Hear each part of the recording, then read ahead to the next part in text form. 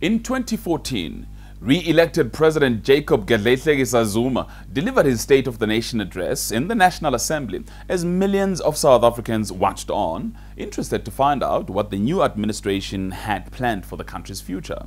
Regarding the economy, the president informed us that South Africa had seen an average 3.2% growth rate between 1994 and 2012.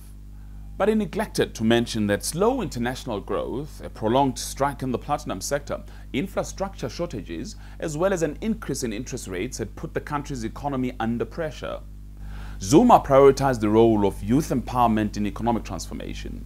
He said that the intention is to use the economic transformation program to speed up employment of young people by expanding the number of internships in the public sector.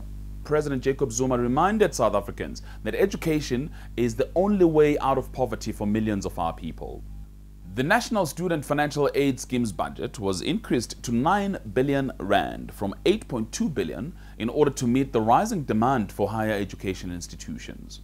So while the president has mentioned the National Health Insurance System, also known as the NHI, and also promises of its imminent implementation have been made, no health organization in this country knows when exactly will it kick in, which leaves everything up in the air. The president again announced his plan and his vision that one day the number of HIV infections in this country will be reduced down to 0. Stats reflecting the HIV infection rate between 2003 and 2013 show a rapid decline, which is on par with the president's vision of 0 infections in the future. The president proudly informed us that crime had decreased by 21% between 2002 and 2013.